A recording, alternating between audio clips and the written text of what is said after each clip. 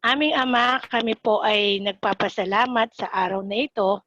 Salamat Panginoon sa bagong umaga. Salamat sa bagong buhay. Salamat sa bagong oportunidad na ipinagkaloob niyo sa amin upang kami ay matuto, Panginoon.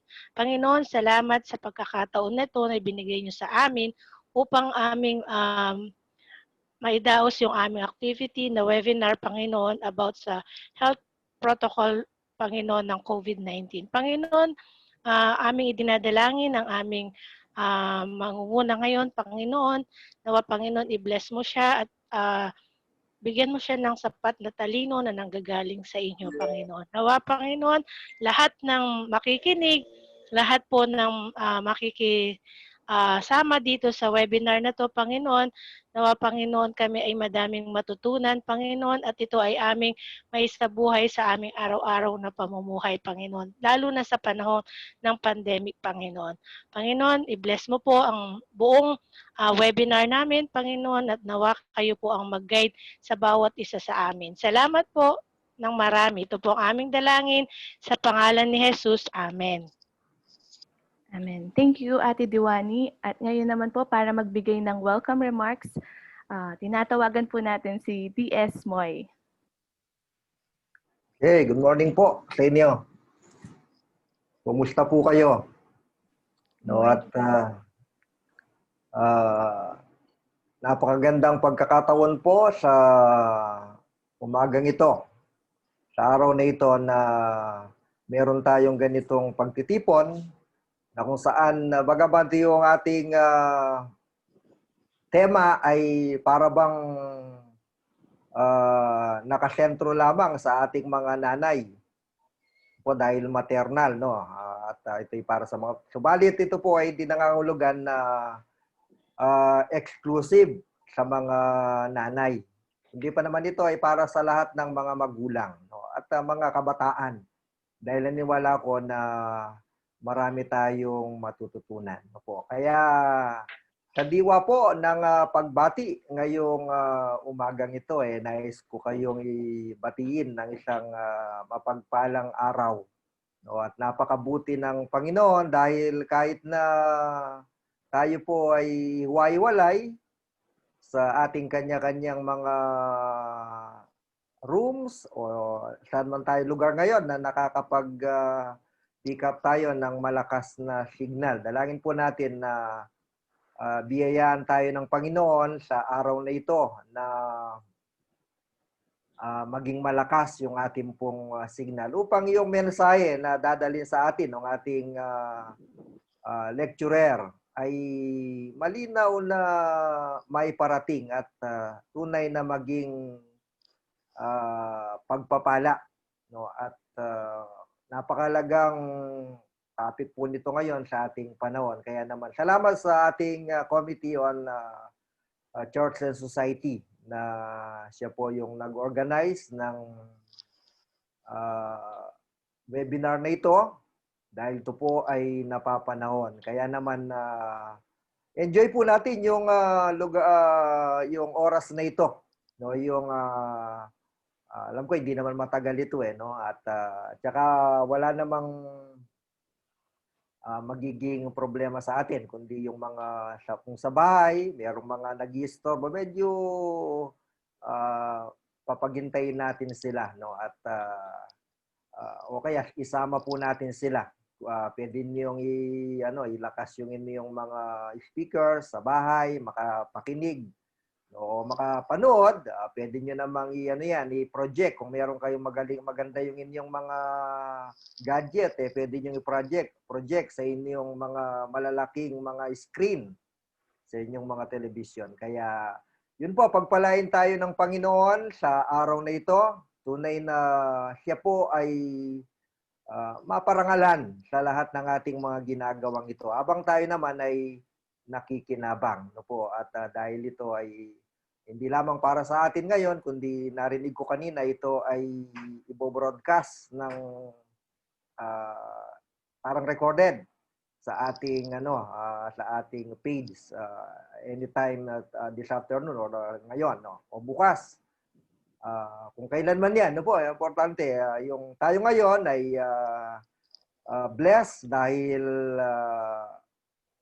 tayo ay converse, makakapag-tanong, makakapag-comment o anuman, makakapagbahagi sa ating tema ngayon at makikinig din o yung ating pakikiugnayan sa ating resource speaker na si Dr. Raquel. No po. At muli, pagpalain tayo ng Panginoon, magandang araw sa ating lahat at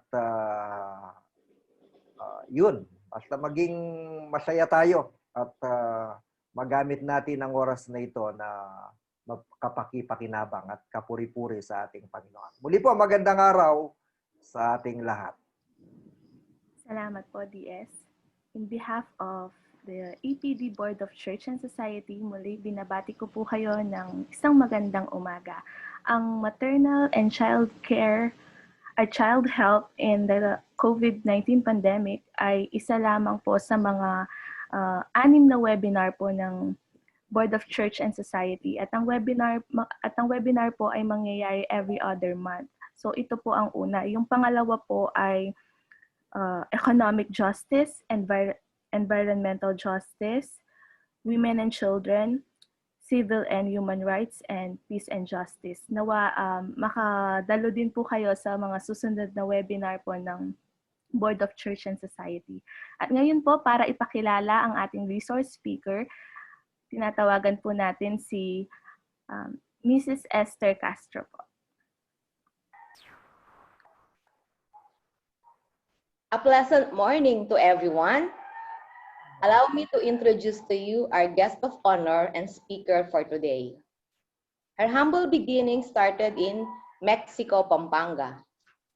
She was also born in Balas, Mexico, Pampanga, and the youngest among the 9 siblings. She studied elementary in Laput Elementary School, had her secondary level in Jose Abad Santos High School, graduated with a bachelor's degree in biology in UP Baguio, finished her Doctor of Medicine in Manila Central University. Friends, it doesn't stop there. She also earned her postgraduate internship and residency training in obstetrics and gynecology under Jose B. Lingad Memorial Regional Hospital, and sooner also became a diplomate and fellow of the Philippine Obstetrical and Gynecological Society. She is married to Dr. Nasser M. Salonga, who is by chance also a medical doctor and a general surgeon.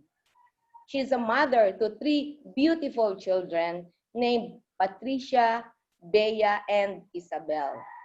Our guest speaker will discuss about maternal and child care, a very timely topic in these challenging times.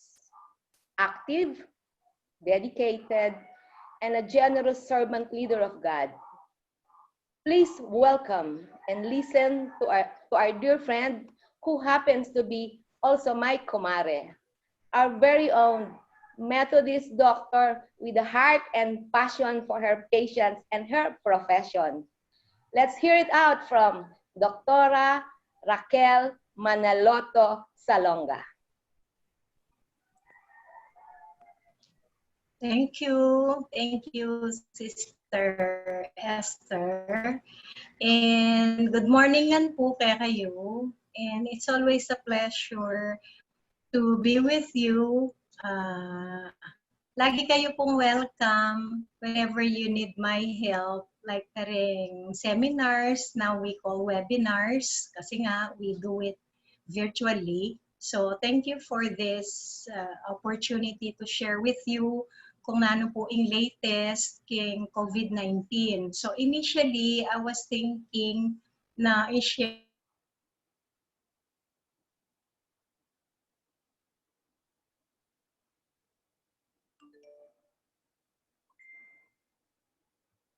Doktora, paki-unmute po. Paki-unmute po yung ano ninyo. okay po. O yan po, medyo na. Para i-analyze po natin yung okay po. Para kayo lang nagsasalita. Okay na po. Okay na, okay na. Can you hear me? Yes. Okay na? Okay po, sige. And then, so for today, I chose the topic na about women who are pregnant or probably planning to get pregnant. Netang pregnant na malapit ng mga anak, ang po karetang-karelang babies. Kasi aside from alangbayong material regarding COVID-19, wala mo po feeling ko balo yun ang aning about COVID kasi everyday yan ang nakakita mo kay TV. So I'll just be presenting to you maternal and child care during COVID-19, and then kita pong kaya katamang portion na Q&A, you can ask me anything about COVID. But for my lecture, share kaya kayo, this is actually from DOH, and it will be the same PowerPoint presentation that I'll be presenting in JBL to the consultants, residents, nurses, and midwives of the departments of obstetrics and pediatrics also. Pero muna kayo pong maka-receive. It will be on October 15, pero makaunayang is Pampanga. Kaya i-share kung DOH interim guidelines on the maternal and child health in COVID-19. So, share po kayo in time.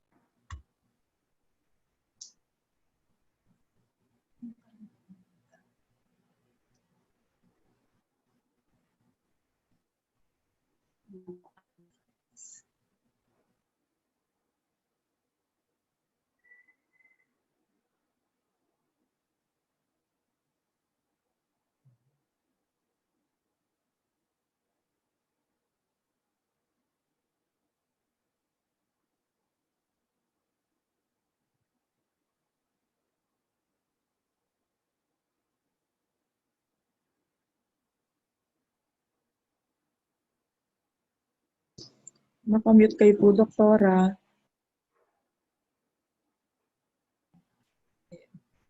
Okay po. Okay, okay po. Ayan. So, ito po yung isi-share ko sa inyo now. Sorry dun sa mga Tagalog na guest natin. So, this is the interim guidelines coming from the Department of Health.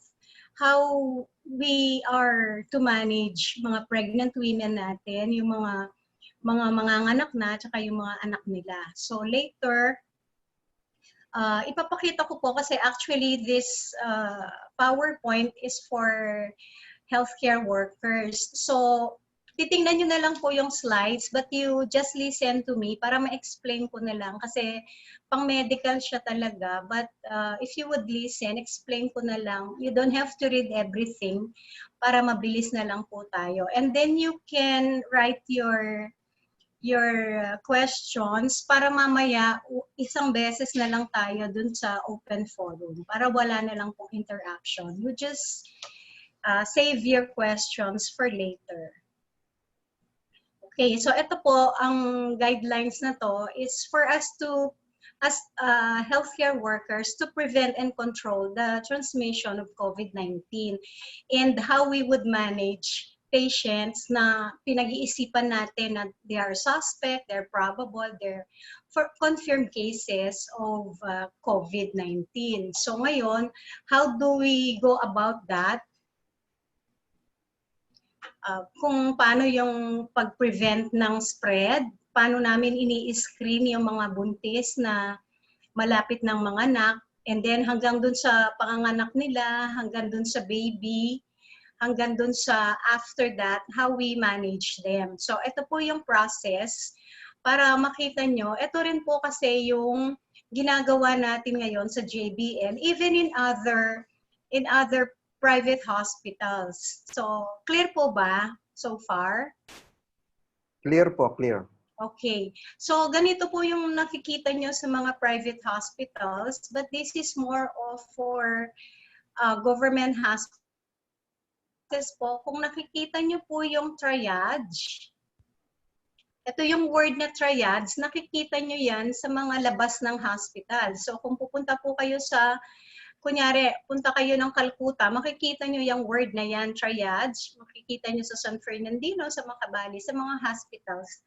Merong word na triage, meaning Pagdating nyo pa lang po sa hospital, meron na kayong screening doon ng mga naka-assign na nurses, sometimes may doctor, kasi tatanungin na nila kayo kung meron kayong exposure ng COVID, di ba?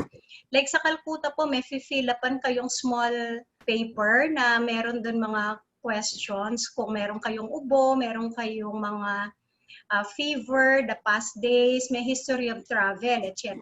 Yun po yung ginagawa para hindi pa nakikita ng doktor yung pasyente, nakascreen na sila para yun na nga, this is about infection prevention and control.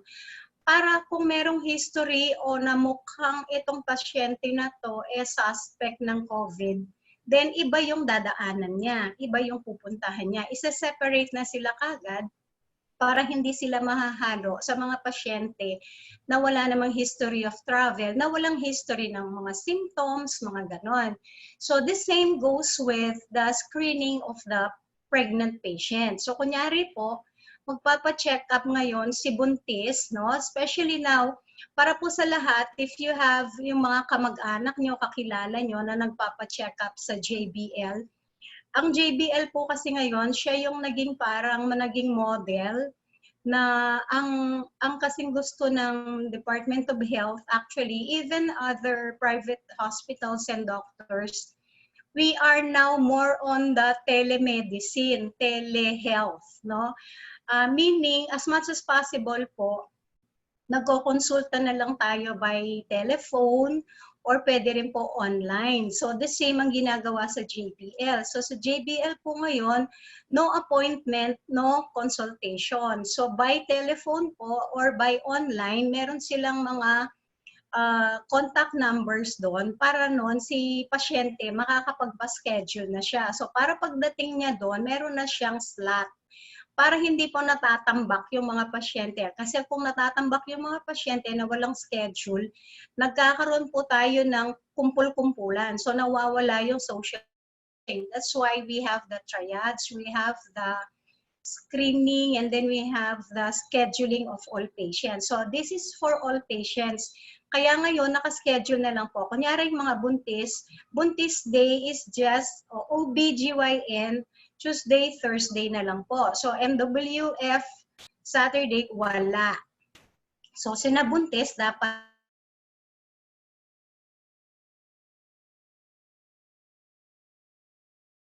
pupunta din na triage na siya. Wala naman siyang kunyaring symptoms. So, lahat po now are required. All patients, and especially the health worker, are wearing their PPE. So, yung personal protective equipment, yun, na at least po naka-mask and then naka-face shield. So yung mask po natin, sinusuot natin, covering the nose hanggang mouth. Tapos po yung face shield natin, ang dami na kasing naglabasan ng mga magaganda, pangpasosyal and everything, pero po pinaka-practical pa rin yung pinakamura. Meaning it covers your eyes hanggang sa level po ng baba para double protection kayo for your mask and the face shield. So si buntis ngayon, pagpunta niya, dapat nakasuot din po siya ng PPE. Tapos check upin siya. No? Pag check up, syempre alam na yon, naka-alcohol. Lahat tayo ngayon, alcoholic na. Sabi ko nga kasi alcohol spray ng alcohol spray. So after po niyang na-screen, at wala naman siyang problema. So the usual po na prenatal ang gagawin. Pero kung lumabas dun sa triage na meron pala siyang ubo, may history pala siyang na-expose siya dun sa isang tao na merong COVID, gano'n. Then i-refer muna po siya dun sa ER, sa emergency room para ma-evaluate siya kung ano ba yung risk niya na meron siyang high risk siya for COVID, suspect ba siya, probable o confirmed, ganun po. Tapos, pag na-clear naman siya, the usual care ang gagawin, dito tayo, usual care na ipiprenatal siya. Pero kung meron po siyang mga signs, syempre gagamutin siya, no? So, depende kung anong level, kung severe, or kung wala na, meron siyang exposure pero asymptomatic siya and all. So, the usual po na ginagawa sa mga buntis, no? Syempre, ang nangyayari lang po, pag sa JBL, majority, pag nandun naman sa admitting section, Alam niyo naman po, pag sa JBL, majority po ng mga pasyente nila, pagdating sa, kunyari nagle-labor na sila, a lot of them, wala man silang check-up sa mismong ospital, sa mismong JBL. So parang bigla silang mag-walk-in. So wala nang time para ma-screen siya, except for, yun nga, konting interview na lang. But alam po nating lahat na a lot of patients would deny yung mga exposure nila, yung mga symptoms nila. Kaya, di ba, yung nung dati, sabi, a patient lied, a doctor died. Kasi hindi naman sila lahat magsasabi na may exposure sila, na meron silang fever the past week, ganon. Kasi alam nila, pag meron silang mga ganong symptoms, ilalagay sila dun sa COVID. So, they would rather deny. So, ang ginagawa po ngayon ng mga doctors, pag walk-in si pasyente, hindi nila siya kilala, wala siyang history ng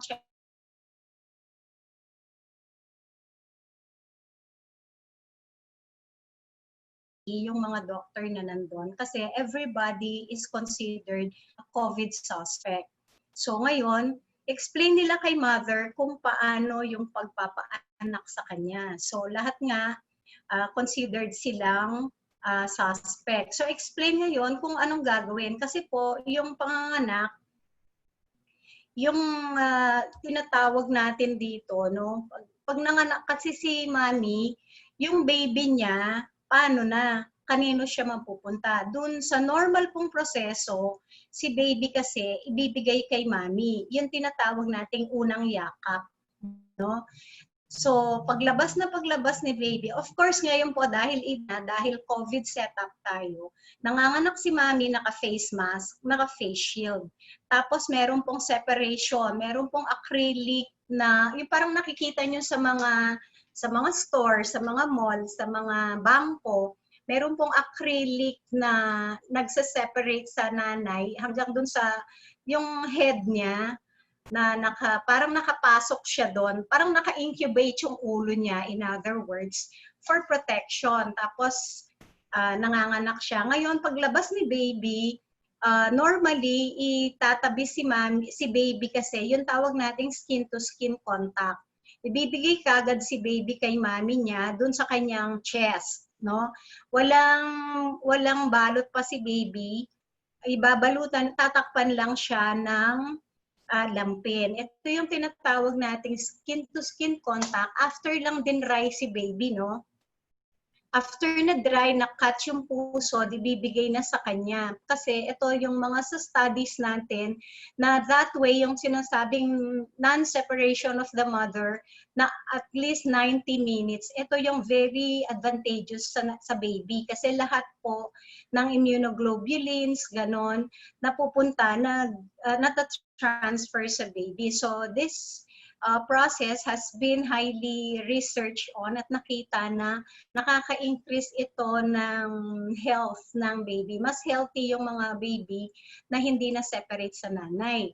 Now, what if naman so ang ano po kasi dito, ang point, explain sa nanay kung anong gusto niya. Kung kunyari sasabihin niya, of course, doctors would always consider na pwede namang magsinungaling yung nanay.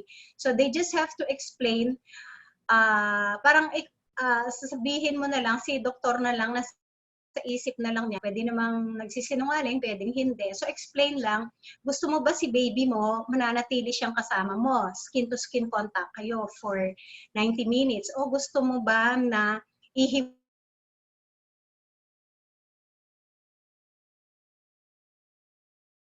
like kung alam nila na meron silang fear na meron silang exposure pala or positive talaga sila for COVID, then they can always say na, sige po, baka mahawa ko yung baby ko, I'll just have an alternate caregiver po. So parang gagawin, si baby, hindi siya itatabi sa nanay. Hindi siya ibibigay. Kasi normally po, ipapayakap kay mami. So si baby nasa breast ni nanay para anytime din na si baby makakapag breastfeed na siya. Now, if the mother would choose na meron siyang alternate caregiver, pwede po yon. But it has to be explained to her na dapat si caregiver, sino ba yung magiging caregiver niya? Yung caregiver niya dapat safe din. Majority po ng mga nanganganak, ang mga, kunyari, kasama niya palagi yung asawa niya, yung nanay niya. Yung nanay naman ni mami, kung kasambahay niya, kasama niya sa bahay, kung may exposure si mother, may exposure din po si alternate caregiver. So it has to be explained na dapat yung caregiver niya safe na wala siyang COVID possibility na na-expose siya. Kung magkasama sila sa bahay, parang good as pareho lang sila ng status nung nanganganak. Okay? So, ganun po, dapat kinaklaro lang sa buntis. So, si buntis ngayon na manganganak, siya yung magde-decide. So, alam naman niya kung parang magka-level lang pala, kung kunyari yung asawa niya yung hahawa, kasi ibibigay na, pag kasi po chinews ni mother na hindi na lang niya hahawakan ng baby niya, ibibigay na siya dun sa bantay. But then nga, explain, si bantay ba, hindi COVID suspect. Kasi kung kasama niya sa bahay, pareho lang sila ng parang suspect lang silang pareho. Now, kung sure siya, then ibibigay si baby sa kanya. If not, kung the mother would choose na hahawakan niya si baby niya hanggang ma-discharge sila, that would be her choice. Ang i-explain lang po ngayon sa kanya, pwede naman din po yon. Kasi, maski na COVID suspect si mami, as long as the mother has the PPE, naka-mask po siya. This time, ang pinag-uusapan po nating mask, hindi yung mask na face mask na ginagamit na cloth. Kasi po useless po yon actually, no? So dapat yung actually for everyone's protection po, dapat ang ginagamit natin talagang mask, yung mga surgical mask at saka yung N95 or yung KN95 yung mas manipis na mas kayo as layman, mas madali kayong mag-adjust kasi manipis lang yon. Yung totoong N95 yung malalaki, medyo makapal talaga yun so mahirap huminga. So as far as COVID transmission is concerned from the mother to the baby, the same pa rin po yung process. It is through droplet infection. So meaning, basta si mami naka-mask na yung reliable mask, syempre pag nasa hospital siya, bibigyan siya talaga ng surgical mask or yung N95. And then the usual protocol po na hand washing, whether kung available yung soap and water, if not alcohol-based po na sanitizer. That way, pwede pa rin niyang hawakan si baby niya. Now, kung nakikita niyo po, may mga nagpo-post, kita ko, nakukyutan siguro sila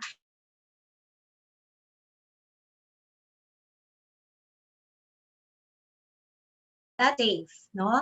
Hindi yun safe, cute lang tingnan, pero bawal pong si baby na bagong panganak, naka-mask at naka-face shield. Hindi po yun pwede. So si baby as is lang siya. Yung hawak sa kanya, whether that be the mother or the caregiver, siya yung naka-PPE at saka naghuhugas ng kamay at nag-alcohol ng nag-alcohol. Para maski hawak niya si baby, hindi niya mata-transmit yung infection. So ang ikaklaro po natin, even if COVID positive si nanay, pwede niyang hawakan si baby niya basta will go through the process of sanitizing the hands tsaka PPE. Okay? So para po alam nyo na pwede pala na si mami na hawakan pa rin si baby maski na COVID positive siya, maski na may mild symptoms siya. But then of course, kung pong si mami talaga pong COVID tapos hirap siya sa paghinga, definitely maski na gusto pa niyang hawakan si baby niya, hindi naman niya kaya kasi siyang huminga.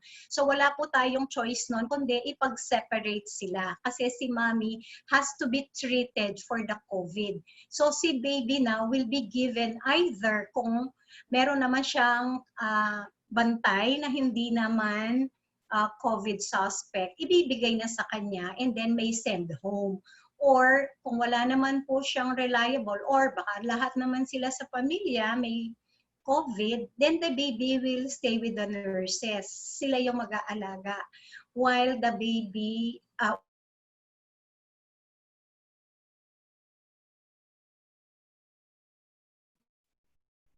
tapos, ito po yung sinasabi ko. So, itong NB means newborn care when the mother has no or has mild symptoms. So, ito lang po yung kaninang sinasabi ko. No? Basta lahat i-discuss sa nanay kung meron magkakanan separation or magkakaroon ng isolation. So, pag gusto after po nating na-discuss sa kanya yung mga risk, yung mga protocols, pag sinabi pa rin niya, gusto ko hawak ko pa rin si baby ko.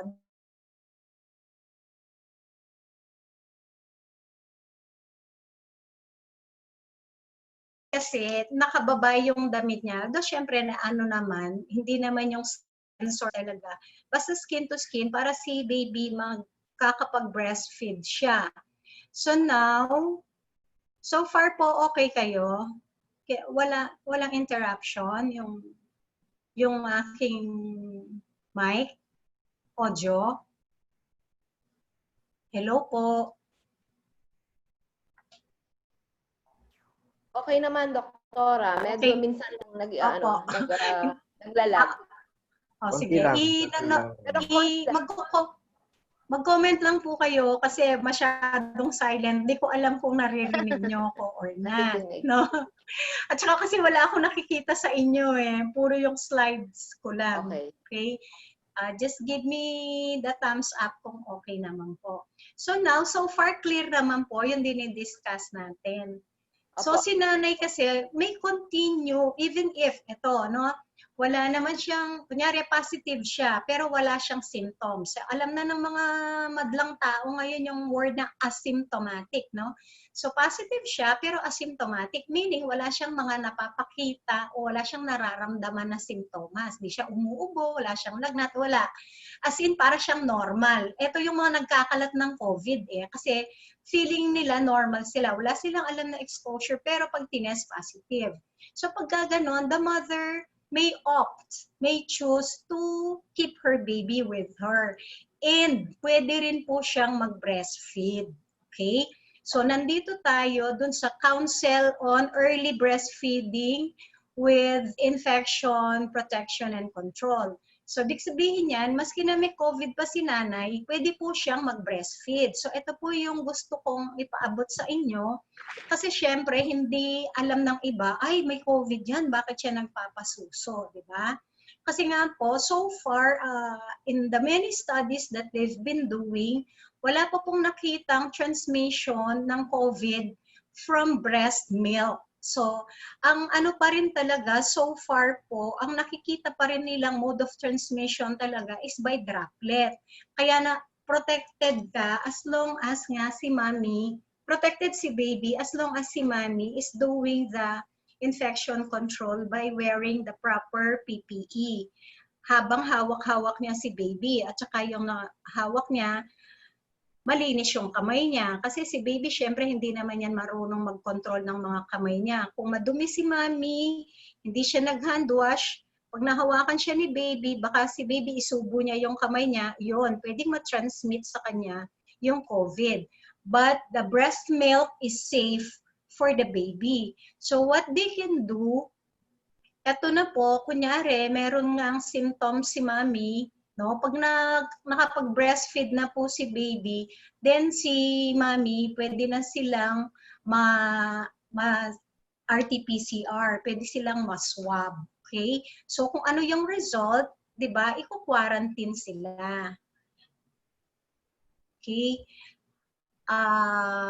Ngayon po, doon naman sa yung mga COVID na mami na symptomatic, kunyari moderate to severe, yun na nga na kailangan i-separate na siya kasi hindi rin naman niya kayang hawakan si baby kasi nga hirap siyang huminga. Pwedeng si mami ipasok sa COVID ward, but she can still donate her milk. So pwede po yun. Si mami, maski na nandun siya sa COVID ward, magbibigay siya ng gatas niya para i-feed kay baby. So si baby, magko-continue siya ng breast milk feeding, care of nung kanyang caregiver o kaya yung mga nurses or midwives na nasa hospital. Now, kung si mommy, dahil malala ang kanyang kondisyon, hindi siya maka-donate din ng gatas niya, sa JBL po, we have the breast milk bank. So may milk bank doon. So siyempre po i-explain to sa explain po sa magulang, sa pamilya na si baby may be given donor milk. Siyempre po, lahat naman po ng donated milk na nandun sa milk bank, just like the blood bank, safe naman po to. So habang nandun siya, kasi if you are in JBL, this is a baby-friendly, mother-baby-friendly hospital, meaning wala talagang pwedeng ibigay na gatas sa baby, maski na COVID si nanay. Hindi siya pwedeng bigyan ng milk substitute. Hindi siya pwedeng bigyan ng milk formula. So ang gagamitin lang po, either breast milk ni mother or breast milk from the milk bank. So makikita nyo, minsan pag ini-imagine mo to, until makita mo, hindi ka maniniwala. They are not even allowed to use bottles, no? Na may nipples. Yung mga ginagamit nating bote, pampadodo, bawal din po yun yung may nipples. Kasi nga, nakaka-confusion sa baby pag magbe-breastfeeding na siya. Kasi iba po yung feel ng silicone nipple dun sa nipple ni mommy. So what they do, may tinatawag silang cupping, no? Cup, as in coffee cup. Maliit siyang bottle, para siya yung mga medicine cups. Nilalagay doon yung gatas, tapos pinapainom sa baby. Basta tuturuan naman po yung, kunyari, kung yung father or yung lola, yung magpapa-feed. Hindi po sila nakabote. As in, baso siyang maliit at kayang-kaya ni baby. Akala mo, pag titingnan mo, pwede ba yon? Newborn, tapos umiinom na siya straight from the cup. Ganun po yung ginagawa nila. So, hindi kailangan ma-miss ni baby yung breast milk. Meron pong available na gatas palagi dun sa breast milk bank. Available po sa JBL. So, ito na po yung process, no? So, alam na natin, kung walang problema si mami sa COVID, yung usual na pagpapaanak, unang yakap, skin to skin, 90 minutes. Pag positive siya pero wala siyang symptoms or meron man siyang symptoms, mild lang, pero pwede pa rin niyang hawakan si baby niya. Pwede pa rin silang magkasama ng tuloy-tuloy hanggang sa ma-discharge sila. Kung positive siya pero sobra na yung symptoms niya, then that's the time na hihiwalay si nanay kasi ititreat siya, kailangan siyang gamutin. So, pwede pa rin siyang mag-donate ng gatas niya. Kasi nga yung gatas, wala namang nakita ang virus nung in-examine. So, ganun po ngayon yung proseso, how we take care of the mother and her baby. So, ito po, share ko lang sa inyo yung mga most common questions na tinatanong, no? So, baka ito, kasama na kayo dun sa mga magtatanong. Mga paalala para sa mga buntis, tingnan niyo po yung hashtag niya, bahay muna, buhay muna. Meaning, we always advise our pregnant women to stay home. Kamukha din na tayong hindi naman buntis, na lagi nating sinasabi, stay home, stay safe.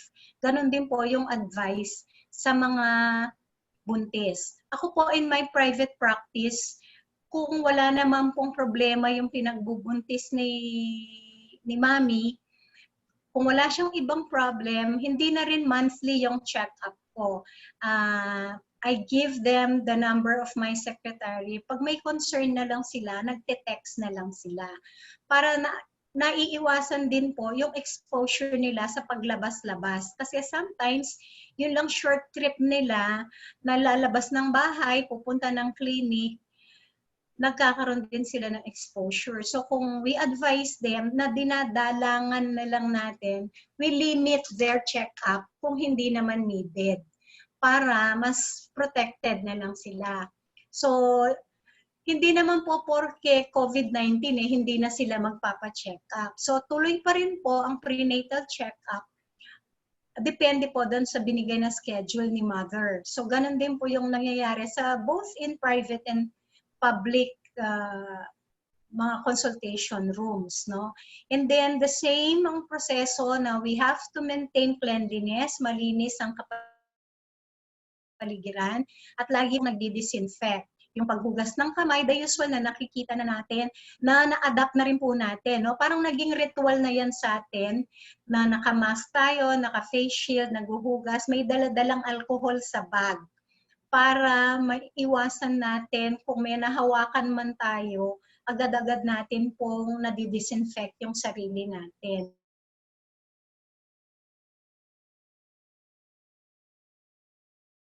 Crowded places. So, wag pong dadalaw sa ospital. Actually po sa hospital ngayon, even private hospitals, we do not allow bantay. We do not allow, extra bantay. We do not allow dalaw, no? So like ako,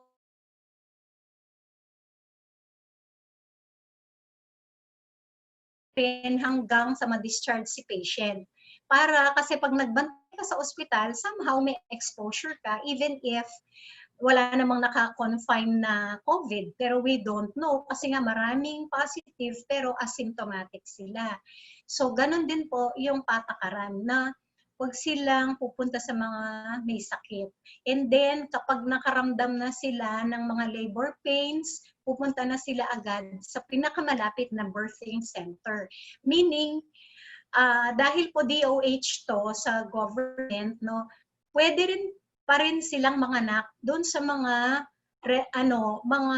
what do you call this, DOH accredited birthing station. So meron po tayong mga birthing station or mga lying in. Pag sinabi mong birthing station, ito yung mga DOH accredited na yung mag-aasikaso sa kanila, yung midwife or doctor na naka-assign dun sa birthing station.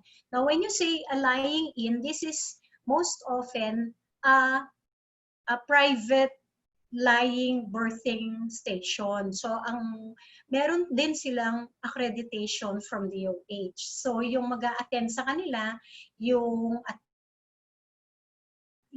midwife. So, ina-advise na niya, pwede pa rin sila dun manganak. Safe pa rin, basta accredited po ng DOH.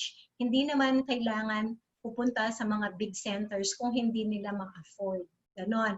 But, we do not advise them to deliver at home. Kasi hindi safe.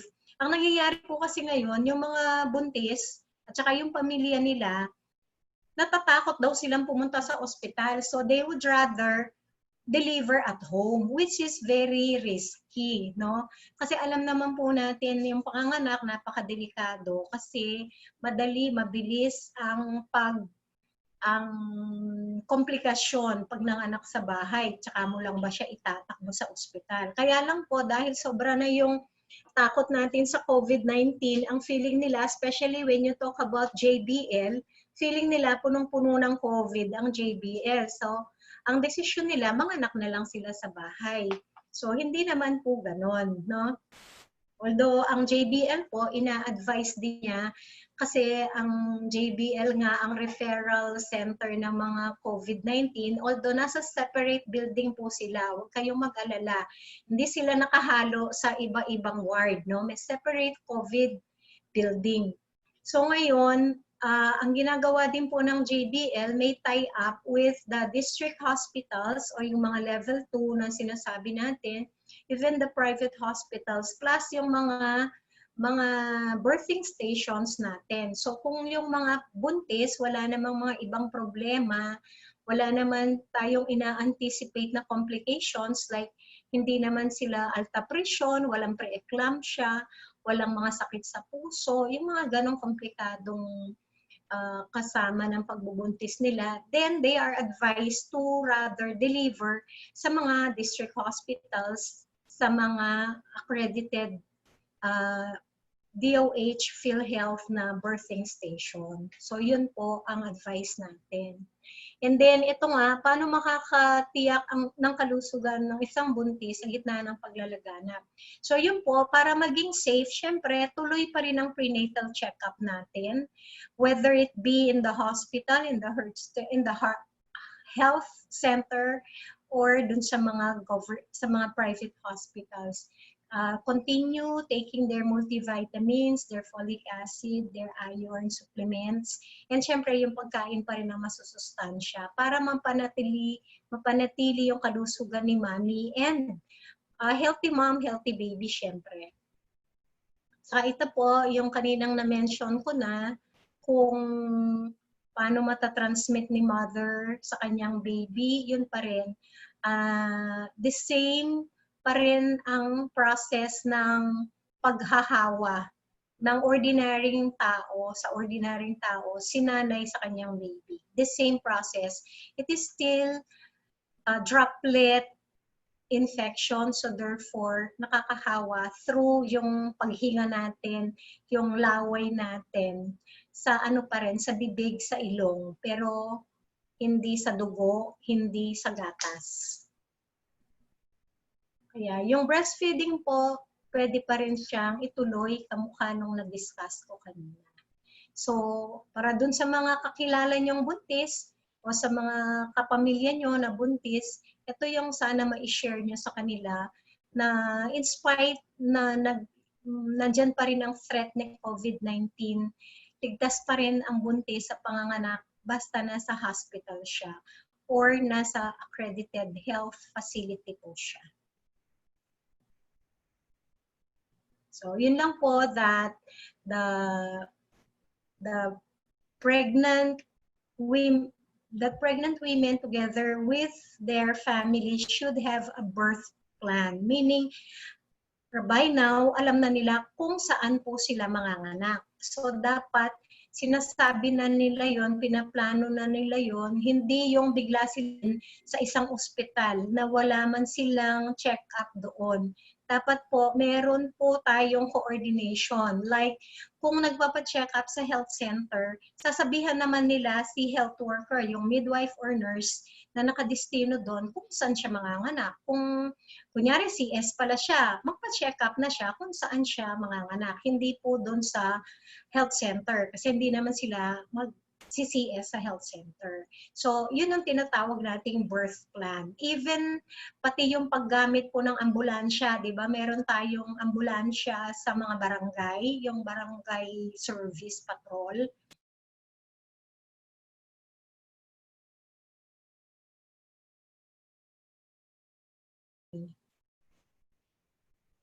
Ito, the same yung explain ko na kanina. So, ito po yung na-discuss natin. Ito lang yung mga ano niya, animation na si baby protected naman basta si mommy naka-mask at saka malinis ang kamay. Same. So, tatandaan po natin na yung nakikita natin sa Facebook na si baby natin naka-face shield, bawal po yun. Pwede po siyang ma-suffocate, pwede siyang mamatay. No? Akala nila cute pero bawal po yun. Okay? Meron po tayong tinatawag na kangaroo mother care. Ito para sa mga babies na maliliit. Maski na term sila, yung tama sila sa buwan, pero sobrang liit nila, less than 2 kilos or 2.5 kilos na ang payat-payat, ganon. Then, pwede siya, ang ano po kasi, kaya sinabing kangaroo mother care. Kasi po yung mga kangaroo, di ba, meron silang pouch. Yung baby nila nandun sa kanilang supot, may supot sila, nandun sila. Para silang naka-incubator. So, si kangaroo, para siyang live na incubator. Ginawa nila ngayon tong study sa tao, sa mga mami, na especially dun sa mga babies nating premature, yung preterm na tinatawag natin, yung mga kulang sa buwan.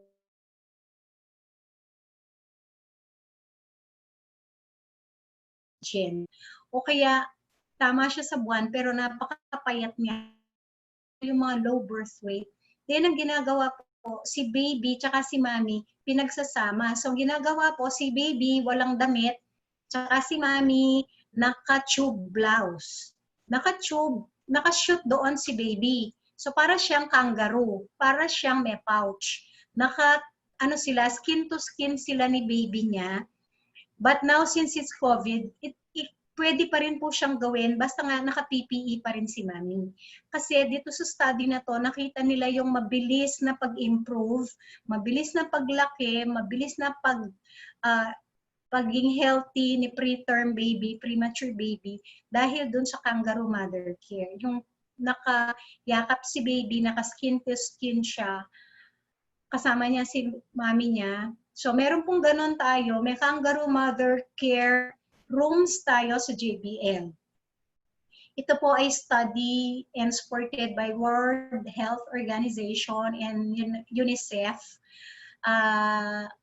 Ang ganda-gandang programa nito, ginagawa natin sa JBL. Nakikita natin yung mabilis na paglaki ng mga maliliit na baby, mabilis na pag-pick up ng timbang, tapos yung mga premature, ang healthy-healthy nila dahil nga parang nakadugtong sila sa mami nila. And pwede rin magkaroon po ng substitute mother. Meaning, kunyari may sakit si mami, meron siyang pre-eclampsia, ang pwedeng maging kangaroo, pwedeng si daddy, o kaya si lola, o kaya si tita. But since, excuse me, dahil sa COVID, as long as wala silang risk, pwede pa rin silang mag-kangaroo. So,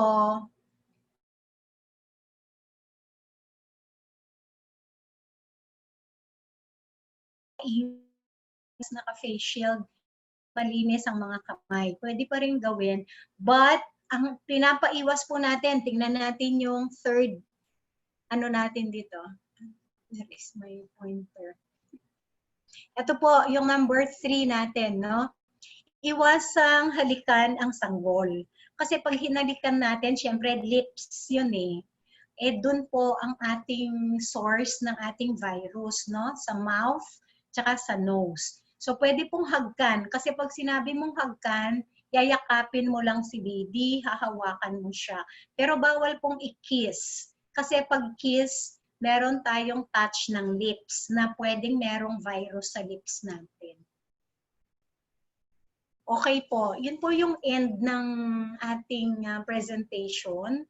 You can ask any questions concerning COVID po, whether it be sa buntis, sa hindi buntis, sa babies, sa atin as in general population. I will entertain your questions po. Or if you want some clarification regarding pregnancy ngayong COVID, welcome po kayo. Thank you.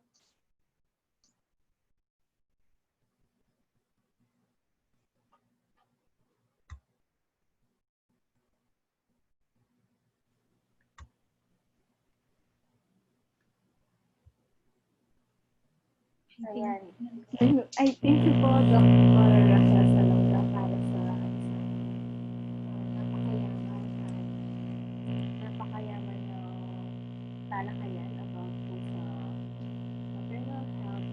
Yan. Any questions po?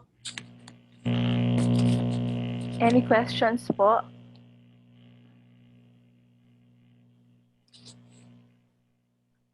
Or clarifications po kung may mga hindi po tayo naintindihan dun po sa presentation po ni Doc.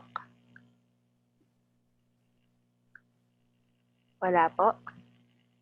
Baka po hindi po tayo makatulog kung hindi po natin naitanong ngayon. Ako po, may tanong po ako. Ay, po. Pwede po magtanong? Sige po, Pastor.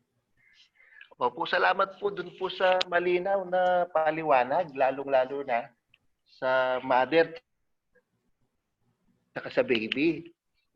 Pero siguro po, baka hindi ko lang na ganong narinig. Pero patungkol po sa daddy naman, bago at pagkatapos ng panganganak, ano po yung maganda niyang role? And then, yung mga gusto din po magbisita sa nanganak kasi narinig po natin hindi pwede yung pagbisita sa mga hospital, no po. So yung mga gustong bumisita, sumuporta, ano po yung pwede niyong i-advise? Narinig po ba ako? Opo, Pastor. Okay, So yun the lang po. same Opo, Pastor. Thank you po dun sa question. Opo. And ang ano po kasi natin ngayon na kailangan na natin tanggapin, this is the new normal na para sa lahat po tayo, whether may sakit ka, nanganak ka, ang ating advice pa rin po is to limit socialization. And yung pong pagdalaw ng mga, kunyari, mga miyembro, mga kamag-anak, hindi pa rin po natin yan ine-encourage. Kasi nga, sabi ko nga sa mga, like yung mga patients kong buntis, no, we advise them, kanina nakita nyo yung hashtag, bahay muna, buhay muna. The same applies to us, no? Ibig sabihin nun, hindi ka nga si buntis nga, sinanganak nga, nasa bahay nga lang siya kasi gusto natin siyang maging safe. Pero kung tanggap naman siya ng tanggap na mga bisita, itong mga bisita na to, pwede sila po ang maging source ng infection. Kasi nga, ang mahirap na kalaban, yung hindi natin alam na meron tayong virus, yun nga yung mga asymptomatic, no?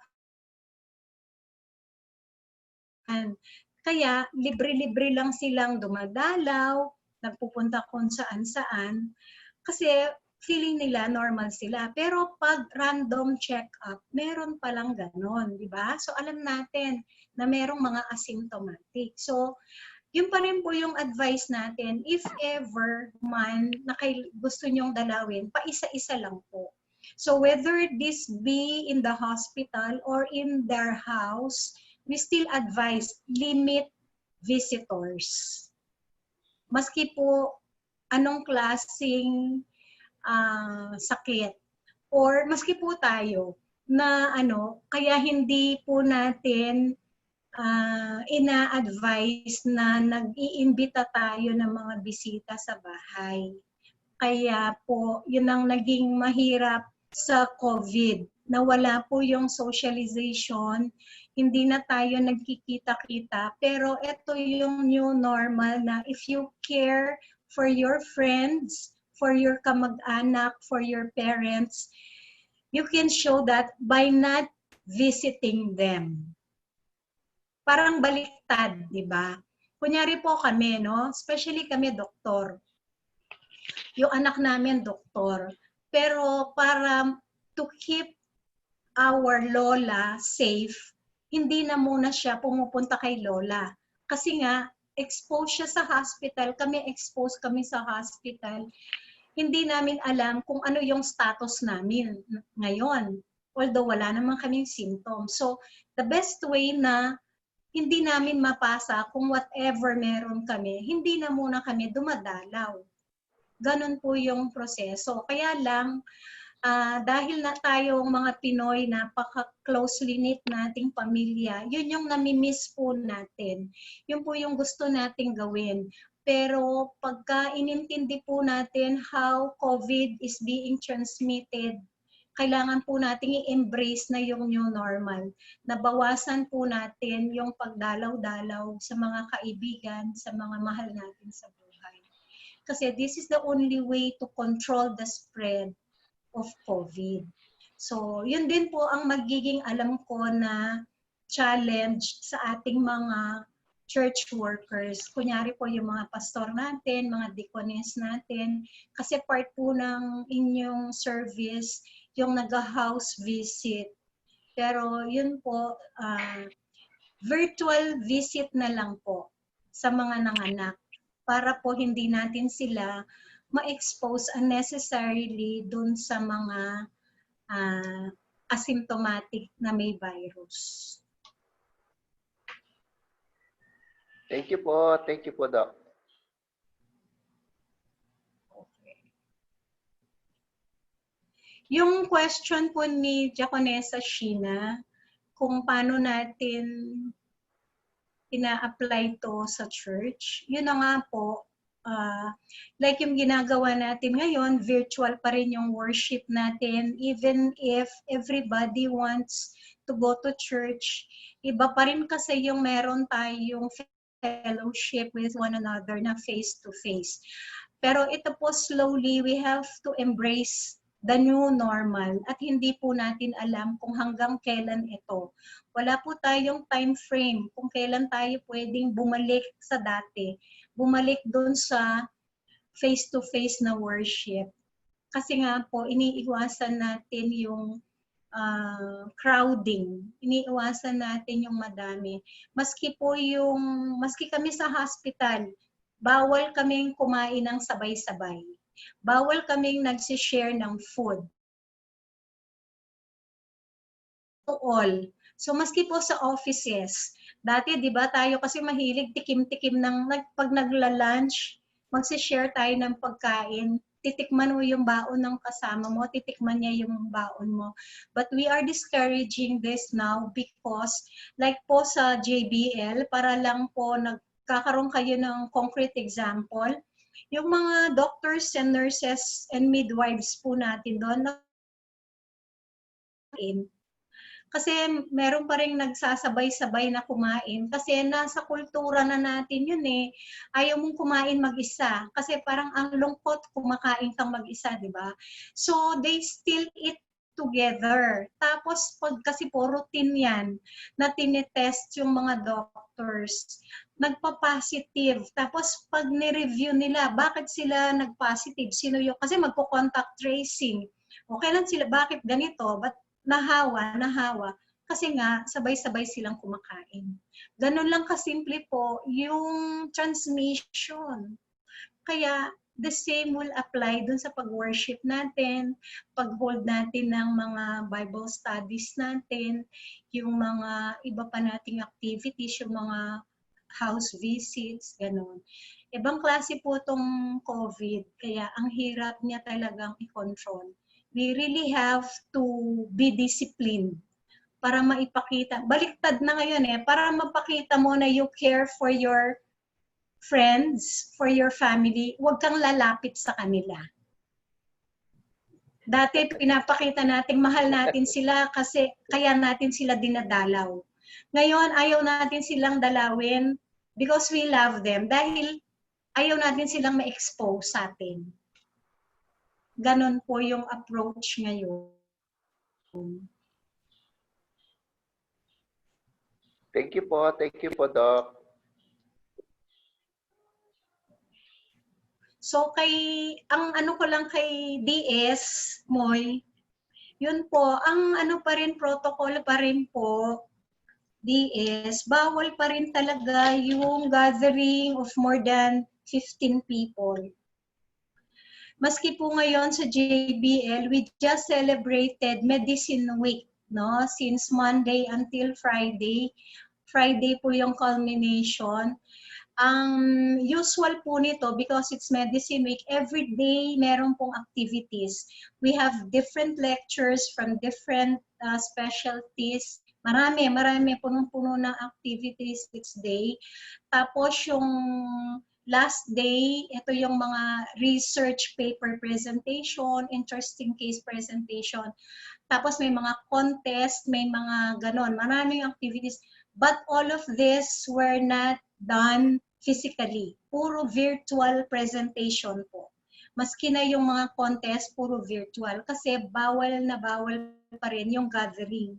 Hindi pa rin pwede, maski na mga naka-face mask, naka-face shield, pero bawal mag-gather more than 15 people at a time in one big auditorium.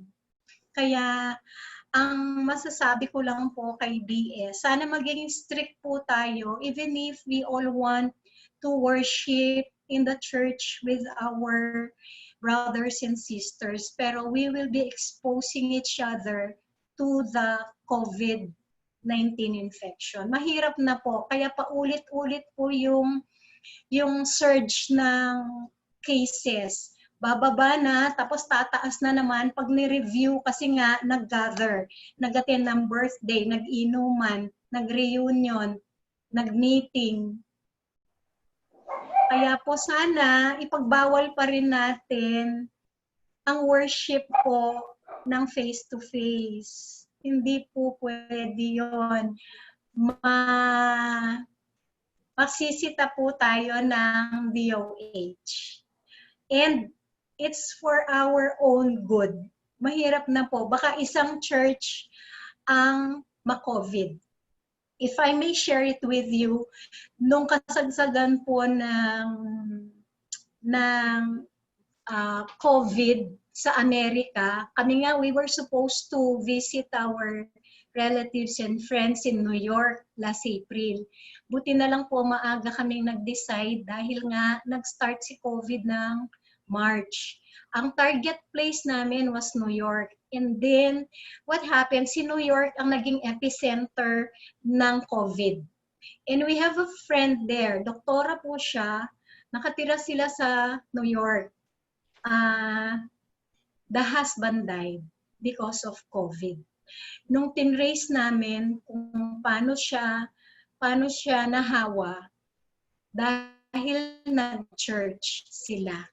Last day ng church, actually po, Iglesia ni Cristo sila, no? So, nag-meeting na this will be their last face-to-face worship. So, yun lang yung na-recall niya, na exposure niya. And then, it turned out, dun sa last worship nila, marami silang nagka-COVID. Pero yung husband niya, namatay. And we just saw them noong January dito sa Pilipinas. And we promised each other that we'll be seeing them in New York come April. Tapos namatay siya ng April because of COVID. At dahil nagsimba sila. Yun lang po ang the only factor na maisip nila kasi wala silang ibang pinuntahan kundi ang church. And then a lot of them in the church had COVID. Pero hindi ko na alam kung ilan ang namatay. Pero namatay siya. And to think he was very, very healthy. And he was very, very conscious sa kanyang health. Wala siyang sakit. Wala siyang maintenance meds. Buti pa ako meron. Wala siyang maintenance meds. Napaka-health conscious. But died of COVID. From a church co-church. Kaya sana po magtiis muna. Wala na munang live worship sa church. Well, yung ating pong sasagot po ako dun sa inyong kasi yung pagbubukas ng ating mga local churches ay hindi naman lang yan district Yan ay mayroong directive naman from the top level ng ating church. Pinapayagan ayon sa ibinabang protocol o direktiba ng ng IATF. Kaya yun, bagamat tama po yun, yung inyong pagtaya bilang isang doktor, siguro maging maging eye-opener kasi kasalukuyan sa atin pong mga churches alos dito sa distrito, marami na yung face-to-face. Pagamat, siyempre, sa kanilang pagbubukas, mayroong ibinabang guidelines sa mga ganyang mga pagtitipon. Kaya, hindi po natin, ibig sabihin po niyan, hindi po natin yan kontrolado sa pagdating diyan kasi pag sinabi nilang tutupad sila sa kanilang, o pinapayagan yan at dahil tutupad sila doon sa mga panuntunan na ibinababa ng ating iglesia at saka yung IATF nga. Kaya yun po yung tawag dito, yun ang nangyayari. Kaya siguro yung pagpaalala ninyo ay pwede consider yan. Tingnan ng ating pamunuan para kung magiging kapaki-pakinabang yan o makakatulong yan, pwede consider. No po. Ganon ang nangyayari po sa atin ngayon. Kaya mahirap pigilan ngayon yan. No, dahil alam niyo naman, meron tayong yung mga attitude na wala naman kaming problema Pero yung sa inyo, talagang meron kayong pinapakita na. Siguro pag-aaral po yan, titingnan yan para kung paano makatulong sa ating mga simbahan na nagbukas. Meron na silang face-to-face na mga pagtitipon. Tsaka DS, pag tiningnan natin po, ang age limit, bawal lumabas yung below 21 at saka yung mga 60 years old and above. Tama po. Eh, Yung pag tiningnan mo ang church natin, ito yung parang madami. Yung mga youth, below 21, tsaka yung mga elderly natin. So if we will open the church, ang matitira parang konti siguro. Parang mga mayaf. Tama ang po yun. matitira Actually, dyan. nung nag-meeting yung ano natin, yung ating Manila Episcopal Area at pinabot yan sa obispo, ganun yung sinasabi nung mga DSS mayroong mga churches talaga na napakahirap pigilan, sabi nila, yung mga restricted. Kaya sabi yung tagubilin ng ating obispo, may talagang talagang makikibunukan diyan dapat kung susundin. Kasi po dapat bukas sumunod. Kung magbukas, susunod yan. Dahil kapag hindi ka sumunod yan, lalong malaki po yung magiging problema pag dumating dun sa... Wag naman natin, hindi naman natin tawag dito, yung pinapanalangin na ganun mangyari. No po? Ito, magiging tulong na gagamitin po yung pag-aaral na ito, no, na sa mga kasalukuyan na talagang kumbaga nasa momentum na yung mga churches natin, no, at dahil wala silang na-encounter na mga dahil sumusunod naman kami, sabi nila dun sa Tinagubili, maliban dun sa iba na yun nga merong mga nalalabag din katulad nung sa mga sa atin naman yung malaki diyan yung mga may mga churches na mga restricted age nakakapasok, kaya yun po yung maganda po yung pag-aaral natin yan, malaking bagay yan sa mga pag-uusap ng ating mga leaders, especially sa mga workers, makita po yan kasi kailangan yan pag walang ganyang alam naman natin sa kagustuhan natin na yung magkita-kita, no, minsan nakakalimutan natin yung mga ganyang mga pwedeng mangyari na sinasabi po ninyo, kaya malaking katulungan po yan sa mga pagpaplano sa mga susunod. No po, dahil ayaw nating na magkaroon tayo ng kaso na yun nga dahil nasabihan naman tayo tapos di natin ginawa. Yun ang gusto nating mangyari. Kaya yun po. Maraming salamat dun sa reminder pong yan. No, nawa makita po ng mga kasama natin sa simbahan yung ganitong pwedeng maging kapupuntahan natin. Makatakot siya po yung COVID. Ayoko. Kaya wag po tayong mag-relax. Hindi pa po tayo nagfa-flatten. Wala pa po tayong improvement actually. Nakakalungkot nga kasi hindi pa rin bumababa yung census natin. Na last time masaya na kami kasi yung census went down to 2,000. But the next day it shot up to 5,000. Mataas pa rin po, mataas pa yung census ng COVID. Kasi yung mga tao nga nag-relax.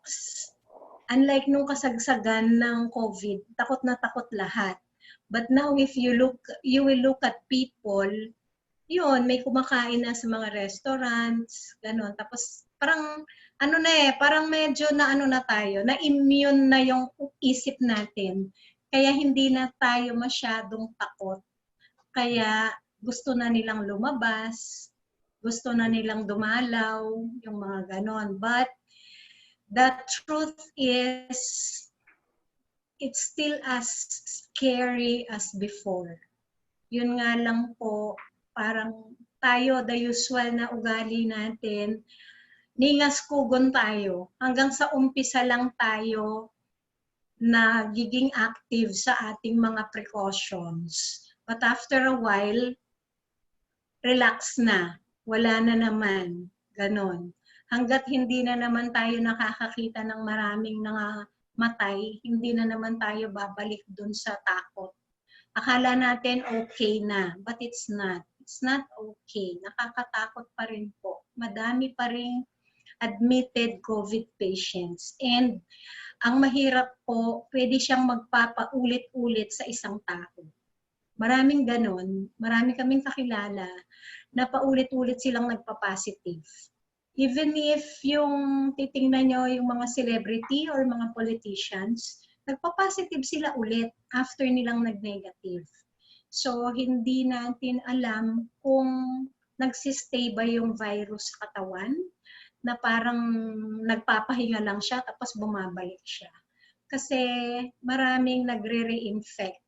Actually, yung isang doctor sa PGH, kung na-follow nyo yon, yung neonatologist, pediatrician sa Yung namatay? PGH, yung namatay, di ba ang saya-saya na niya kasi umuwi na siya. Oo, Tapos kumakanta na siya, di ba? Yes. Kanta na siya ng kanta, ang saya-saya na niya. After a few days lang hindi man siya umabot I think ng 2 1 days. week. Na-reinfect siya. Bumalik siya ng PGH, tapos namatay siya. Yun yung question ngayon. Kung may total healing ba o parang nagkakaroon lang ng respite. Yung parang nagkakaroon lang ng break, tapos bumabalik siya. Kasi ganun, ang dami pong kaso na ganun, na COVID, nag-recover, nakauwi. After few days, few weeks, nag-reinfect. Kaya yun po yung malaking puzzle na yung bang pagiging negative mo, completely out na yung virus sa katawan mo. Or nagpahinga lang siya, nagtago lang siya. After less than a month, ayan na naman siya. Maraming ganon. Kita nyo si Zubiri, di ba si Senator Zubiri? Na-reinfect din siya. Nag-reinfect siya. Pati si... Secretary Anyo, yung sa DILG? Basta yung mga politicians and celebrity na nababalita, tapos nare-reinfect sila. Yun yung worry natin. And ito yung mga nagiging carrier. So wala pang gamot talaga? Na, yun na nga, akala mo okay na sila. Or tayo nga, kasi hindi naman tayo nagpapaswab, but we feel well. Tapos bigla-bigla positive. Kaya siya nagsaspread kasi marami yung positive na asymptomatic. Tapos nakikimingle. Kaya it can happen in the church. Na akala natin healthy tayo, mag-a-attend. Tapos meron pala. And then it will be too late. Ganon. Hindi po yung negative tayong mag-isip. Pero ganun po dapat tayong mag-isip as far as COVID is concerned. Hindi natin siya pwedeng ipagwalang bahala. And parang, for me hindi ko pwedeng sabihin na bahala na si Lord. Hindi. We are somehow in control. Na meron tayong control over this. Hindi natin pwedeng sabihin na bahala na si Lord, tapos ikaw, hindi ka nagte-take precautions. Ganun lang po. But kung lahat naman ng precaution ginawa mo, and then nahawa ka pa rin, yun na siguro yung masasabi mo na you've done your best. Pero kung hindi po tayo nag-iingat, malaki yung risk natin. It's not over.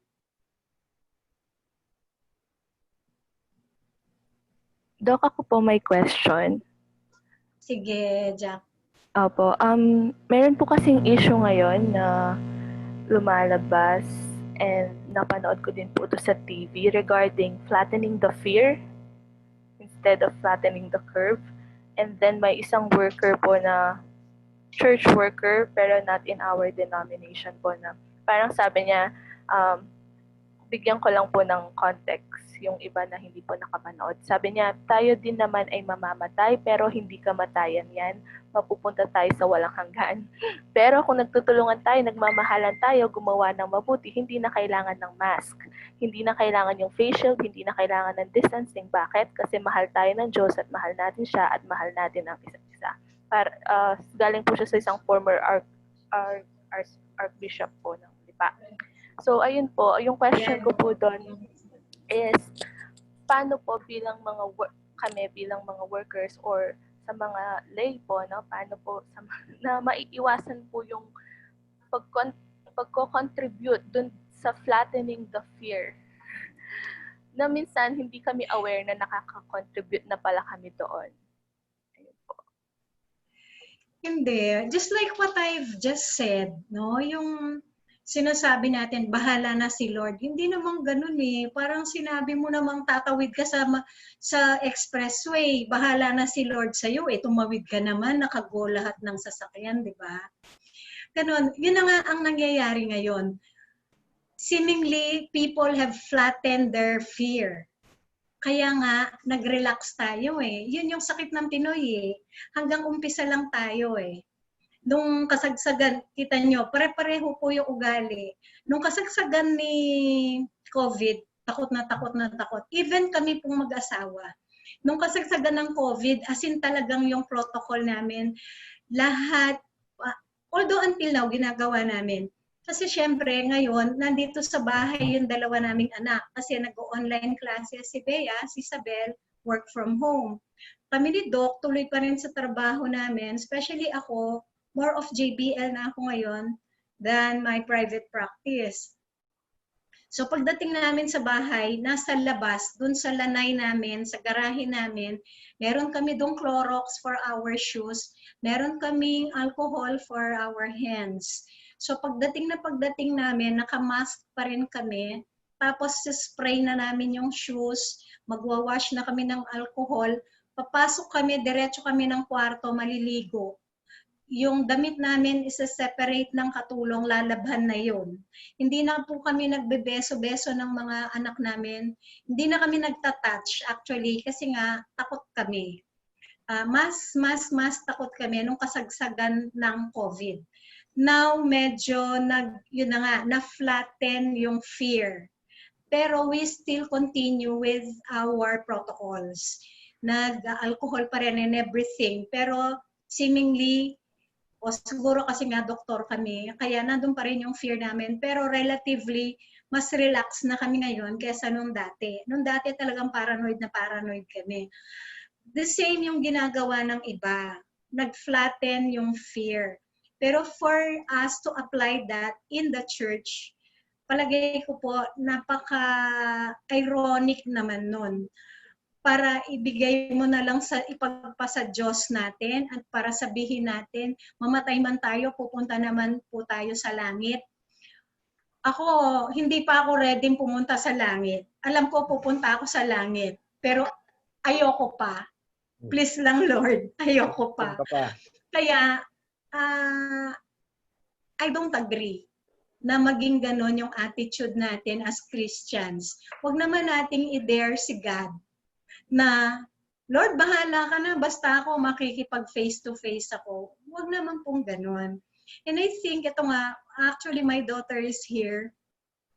Alam niya to, yung sinasabi ni Diaconessa Sheena, si Bishop Arguelles daw yun, ay, na ganon, ano nga to, parang na-spread na nga to. Pero, ako personally, I do not agree and I will not encourage that.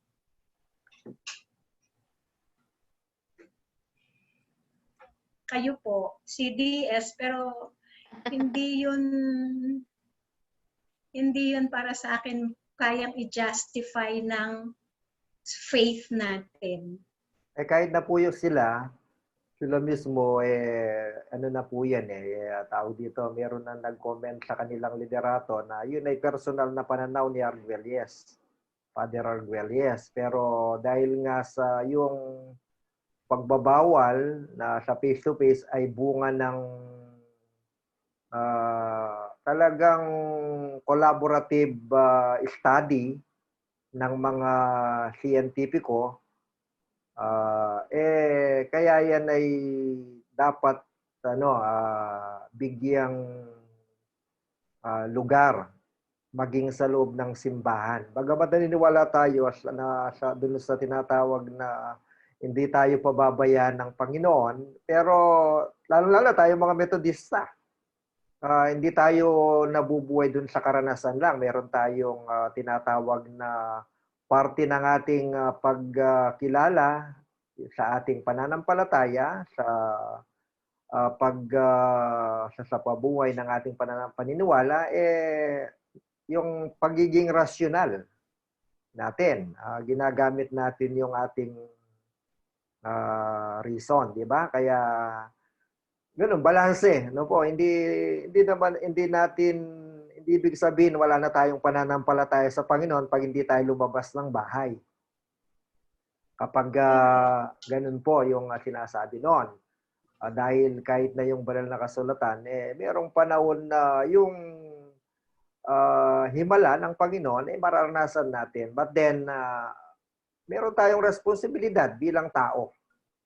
No? At yung mga taong binigyan ng karunungan katulad ng mga doktor, mga siyentipiko na nag-aral na talagang mapanganib nga yung COVID, nag-adhere tayo sa mga binibigay nilang mga tawag dito, yung mga suggestion na kailangan gawin. No po, yung mga ganon. Meron kasi tatawag na yung mga fundamental beliefs na tayo po hindi naman ganun yung ating pananampalataya, yung ating paniniwala. Meron pa rin tayong yung reason, yung ginagamit natin sa ganitong mga sitwasyon. Kahit na yung ating leader, yung obispo nga natin, hindi pa lumabas simula nung dahil nga dun sa kanyang pagsunod yan, no. Pero nag-attend siya. At yun din yung kaniyang encouragement, no, dun sa mga iglesia natin. Kung pwedeng sumunod tayo ng nararapat, yung tama para sa kapakanan ng ating mga parokyano, yung mga parishioners. Na bagamat gayon yung meron tayong nasa o yung desire natin talagang gusto natin na magkita-kita, pero kung yan ay manganganib yung ating kalusugan, yung buhay natin, kailangan tayong magpasya, kailangan magdesisyon. Yun po, yun ang karagdagan ko doon. May kanya-kanyang pananaw. Pero meron tayong pananaw dyan.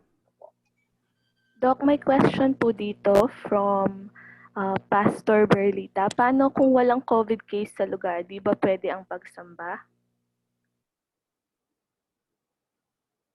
May nagtatanong, paano daw kung wala namang COVID case sa lugar nila? Hindi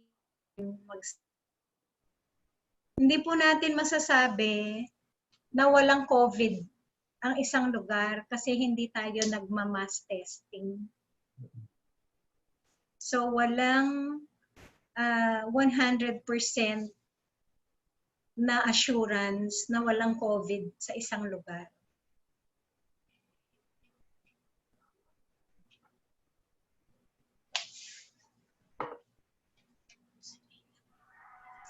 Nasagot ba yung tanong ni Pastor Ber?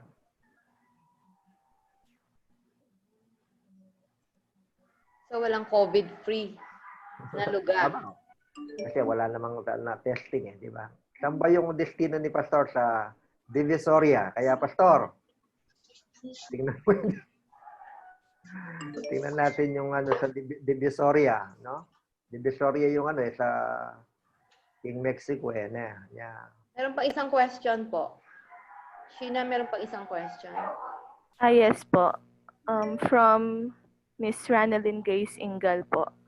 How to handle postpartum depression kapag ang mommy ay nag-positive sa COVID at hindi nakikita si baby?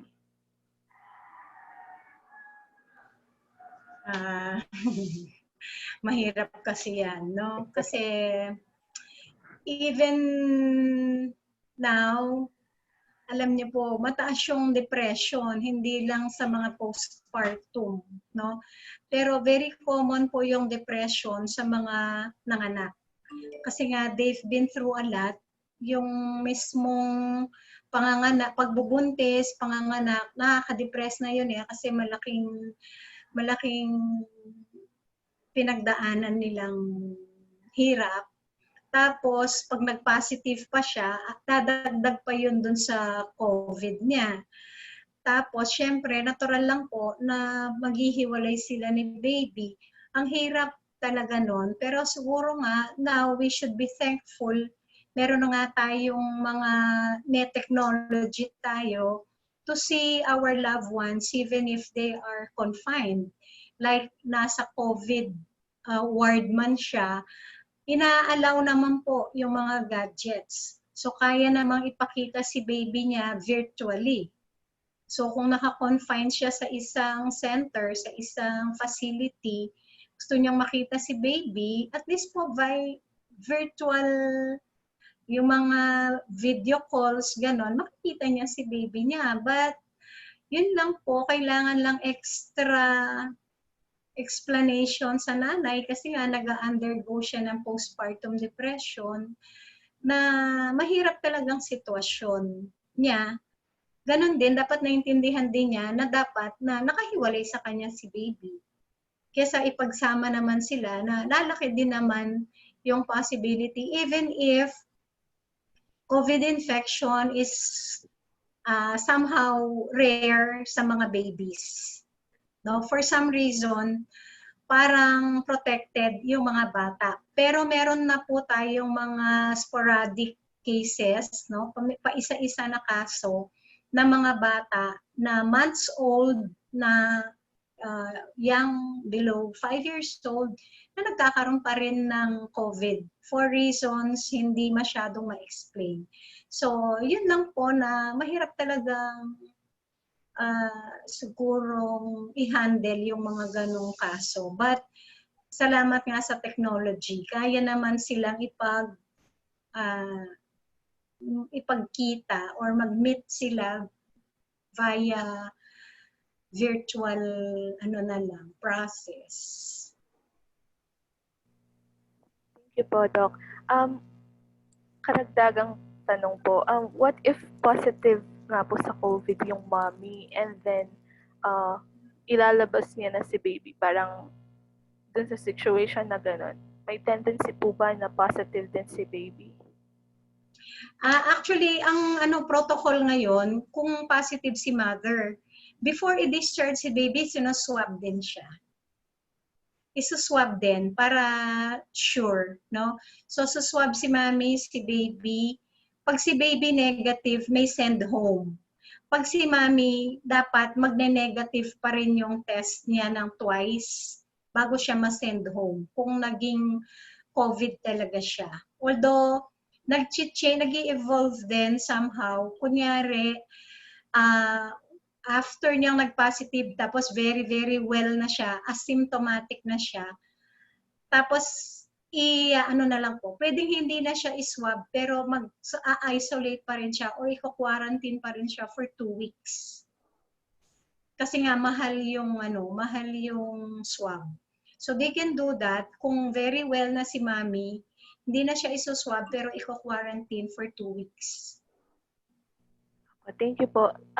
Follow-up po dun sa question ko, nakakahawa po ba yung breast milk ng isang positive sa ng positive yung mommy, nakakahawa po ba yung breast milk niya kung yun po yung i-feed kay baby or kailangan po ng na-discuss ko yun.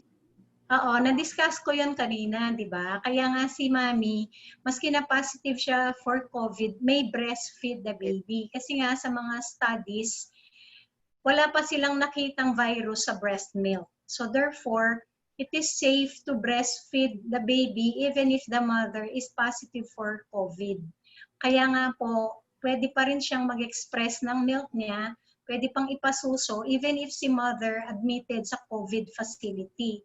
Kasi wala silang nakita ang virus sa breast milk. Therefore, hindi siya natatransmit or hindi siya nalilipat dahil sa gatas.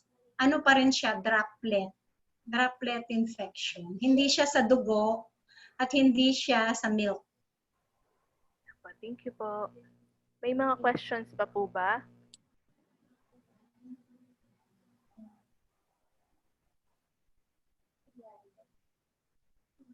Itanong Okay na na po po.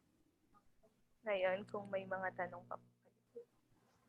Wala na siguro, Sheena? Apo. Kung wala na po, muli nagpapasalamat po tayo kay Dr. Raquel sa pagbibigay po ng pagkakataon sa atin na makarinig ng mga informations tungkol po sa maternal and child health po in COVID-19 pandemic. Ayun po. Welcome. Welcome po kayong lahat. Salamat. Until the next need nyo for some issues na pwede nating i-discuss. Maraming salamat po. At ngayon naman po, tinatawagan natin si DS para sa mga announcements at closing prayer na rin po. Maraming salamat po sa ating resource speaker ngayong umagang ito. Dakal pong salamat, Doktora. At sana ating pang, bado ko tin pa susunod kasi makapanahon po yung antikaniting webinar. No po. Dakal kami abalo. Lalo-lalo na rin kaya katamong mothers. Pero yung itang implikasyon na po niti, karing kaya katamong iglesia, maragulyang bagay. Makasaupya, karing future plans, daring kaya katamong iglesia lokal. At dakal pong salamat, patuloy na kayong panuwanan ning kaya katamong Ginoo, king kaya kayong profesyon na yan, king kaya kayong patuloy na suporta king kaya katamong iglesia. No po, at ing kaya katamong church and society, balo ko dakal ya po makasadya karin daratang anti kaniting panitipon no po, at dakala salamat karing kaya katamong nag-participate ngayon pong aldong iti alos sa maliban kaya tang kaya katamong maging tawag din king streaming quota. Tintamo pong may almost 28 participants ngayon. Yan ay kinabang. Salamat kaya kayo. Maging kanuwanan tamo parati. Neking nanumang paralan na nagamitan na katamo ng Ginoo. Po, yung ating tawag dito, yung disaster response team ay meron din pong nakahandang na webinar this coming October 17 no po, sa disaster preparedness. Alam ko, doktor din yung makakasama natin dyan. Kaya panagkataya po ita. At antiburin na din kaya katampong aliwang programa through our BOL. Tinta mo pong seminar keng gulayan sa bakuran. Ako, si Diana ning BOL naman. Mo puro keng health. Nung para king kaya katamo pong kalusugan muna, kalusugan king kaya katamong intake. No? Kaya po pinopromote natin yung pagkakaroon ng sarili nating magamit natin yung ating kakayanan sa mga pagkain no po na meron po tayo. Kaya pinopromote natin yung gulayan. Pwede po ba picture taking na po tayo kasi aalis na po si Doc para Sige. makasama po siya dun sa picture. Sige po, Sige po, yun po, para in-encourage po matapos yung lahat po na yan. makapagbukas po ng kanilang, na magbukas po ng kanilang camera para makasama po sa picture taking. So, 2 beses po to kasi marami po tayo.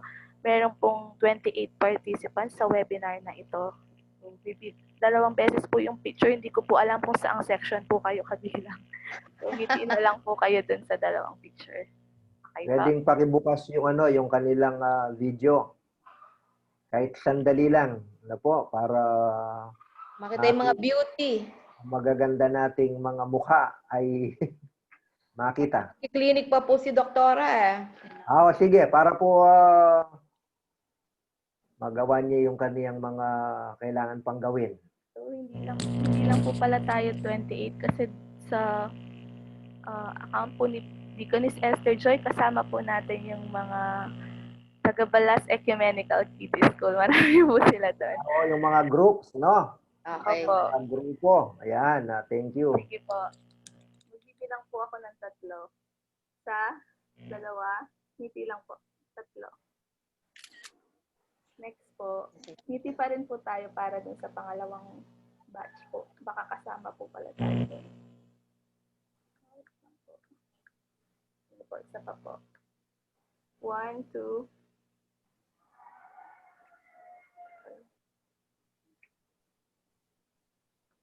Lang po. 1, 2. Okay na po. Maraming salamat po. Thank you also. Thank you po, Doc.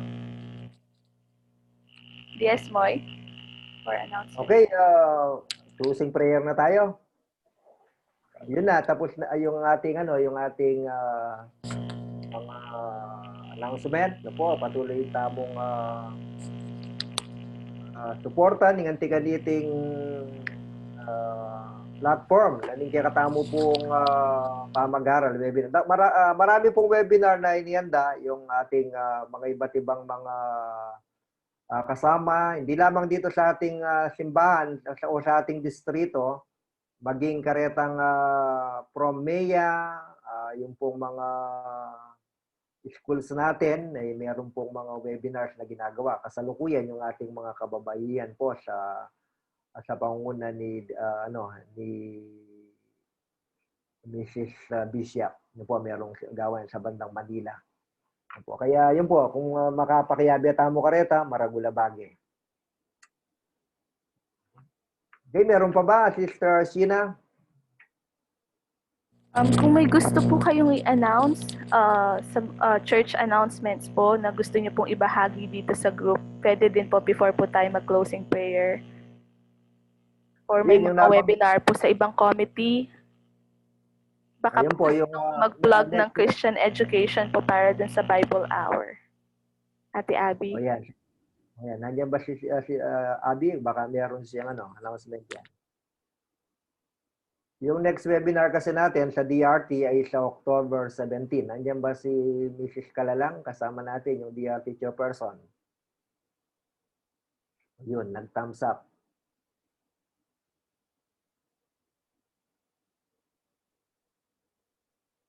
Wala na po siguro, DS. Okay, kung wala na, pagpatuloy po tayo na sama-samang nananalangin na para sa panahong ito na sana matapos na itong COVID, no, at magbalik tayo sa bagong normal, no po, sa ating hindi lamang sa ating iglesia kundi katamong buong bayan. Kailangan tamo po ngayon yan. Okay, yan po, magandang umaga sa inyo. O, pwede na tayong manalangin. Nung wala na ating pangaliwa.